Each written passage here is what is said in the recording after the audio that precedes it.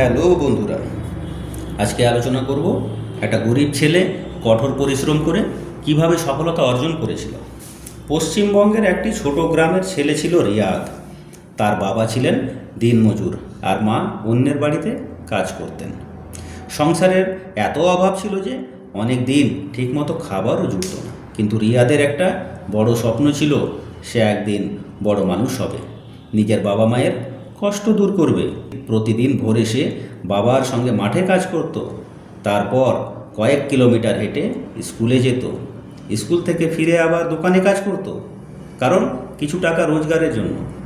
এত কষ্টের মাঝেও সে পড়াশোনা কিন্তু ছাড়েনি। গ্রামের অনেকেই তাকে নিয়ে হাসতো। কেউ বলতো গরিবের ছেলে কখনো বড় কিছু হতে পারে না। কিন্তু রিয়াদ কারো কথা শুনতো না।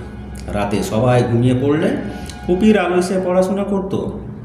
কখনো বই কেনার টাকা না থাকলে বন্ধুদের কাছ থেকে বই ধার নিয়ে পড়ত। একদিন তার স্কুলে বড় একটা পরীক্ষার আয়োজন হলো। রিয়াদ দিন রাত পরিশ্রম করে পরীক্ষার প্রস্তুতি নিল। পরীক্ষার ফল বের হওয়ার দিন পুরো গ্রামের মানুষ অবাক হয়ে গেল, কারণ রিয়াদ জেলায় টপ করেছে।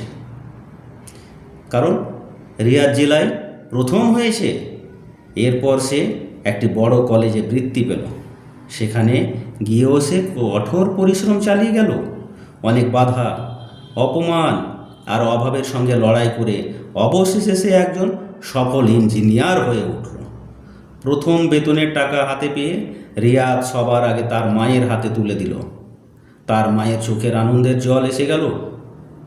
বাবা চুপচাপ ছেলের দিকে এক নজরেই তাকিয়েছিল, কারণ সেদিন তাদের বহু বছরের কষ্টের ফল মিলেছিল। রিয়াদ তখন গ্রামের ছোট ছোট বাচ্চাদের বলতো, গরিব হওয়া কোনো অপরাধ নয়, স্বপ্ন ছেড়ে ছেড়ে দেওয়াটাই সবথেকে বড় হার। কঠোর পরিশ্রম আর ধৈর্য থাকলে সফলতা একদিন অবশ্যই আসবে। রিয়াদের সফলতার খবর ধীরে ধীরে চারদিকে ছড়িয়ে পড়ল। গ্রামের মানুষ যারা একসময় তাকে নিয়ে হাসতো, এখন তাকে সম্মান করতে শুরু করলো। কিন্তু এত বড় সফলতা পাওয়ার পরও রিয়াদ নিজের শিকড় ভুলে যায়নি। একদিন সে বহু বছর পর নিজের পুরনো স্কুলে গেল। সেই ভাঙা বেঞ্চ, টিনের ছাউনি আর কুপির আলোয় পড়ার দিনগুলির কথা মনে পড়ে গেল। স্কুলের অনেক গরিব ছাত্র টাকার অভাবে পড়াশোনা ছেড়ে দিচ্ছিল। এটা দেখে রিয়াদের খুব কষ্ট হলো। সেই দিনই সে একটা সিদ্ধান্ত নিল। সে গ্রামের পাশে একটা ছোট স্বপ্ন পাঠশালা তৈরি করলো।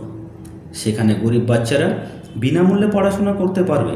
শুধু পড়াশোনা নয়, বই, খাতা আর স্কুল ড্রেসও দেওয়া হতো সেখানে। ধীরে ধীরে সেই পাঠশালার নাম চারদিকে ছড়িয়ে পড়ল। অনেক গরিব পরিবারের ছাত্র ছেলেমেয়েরা নতুন করে স্বপ্ন দেখতে শুরু করলো। একদিন এক ছোট ছেলে রিয়াদকে জিজ্ঞাসা করলো, ভাইয়া, এত কষ্ট করে আপনি কখনো হার মানতে চাননি?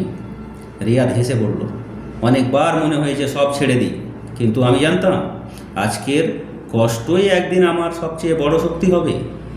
কয়েক বছর পর সেই গ্রামের অনেক ছেলে মেয়ে বড় বড় চাকরি পেল।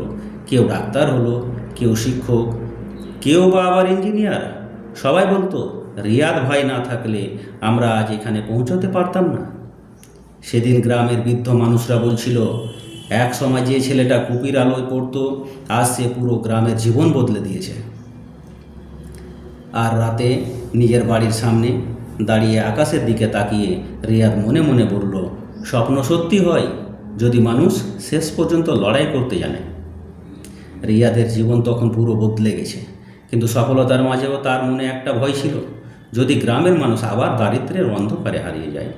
তাই সে শুধু স্কুল বানিয়েই থেমে থাকলো না, গ্রামের যুবকদের কাজ শেখানোর জন্য একটি ছোট প্রশিক্ষণ কেন্দ্র খুলল। সেখানে কেউ কম্পিউটার শিখত, কেউ মোবাইল মেরামত করত, আর কেউ ছোট ব্যবসা করার কৌশল শিখত। ধীরে ধীরে গ্রামের বেকার ছেলেরা নিজের পায়ে দাঁড়াতে শুরু করলো। গ্রামের চায়ের দোকানেও এখন নতুন আলোচনা হয়, পরিশ্রম করলে জীবন বদলানো যায়। এক বর্ষার রাতে রিয়াদ তার পুরনো কুঁড়ে ঘরের সামনে দাঁড়িয়েছিল। টিনের চাল দিয়ে বৃষ্টির পানি পড়ার শব্দ শুনে তার ছোটোবেলার কথা মনে পড়ল। সেই দিনগুলোতে তার মা না খেয়ে তাকে খাবার দিতেন। হঠাৎ তার মা এসে বললেন, বাবা, আজ তোমাকে দেখে মনে হয় আল্লাহ আমাদের সব কষ্টের জবাব দিয়েছেন। রিয়াদের চোখ ভিজে উঠল। সে মায়ের হাত ধরে বলল, তোমাদের দোয়া না থাকলে আমি কিছুই করতে পারতাম না। কিছুদিন পর সরকার রিয়াদকে সমাজের জন্য বিশেষ অবদান রাখার পুরস্কার দিল। বড় বড় শহর থেকে মানুষ তাকে দেখতে আসতো, তার গল্প শুনতো। কিন্তু রিয়াদ সবসময় সাধারণ পোশাকেই থাকতো, কারণ সে বিশ্বাস করত মানুষের আসল পরিচয় তার পোশাকে নয়, তার কাজে। একদিন গ্রামের মাঠে হাজার হাজার মানুষের সামনে দাঁড়িয়ে রিয়াদ বলল, আমি গরিব ছিলাম, অনেক অপমান সহ্য করেছি, কিন্তু একটা জিনিস কখনো হারাইনি, স্বপ্ন দেখার সাহস।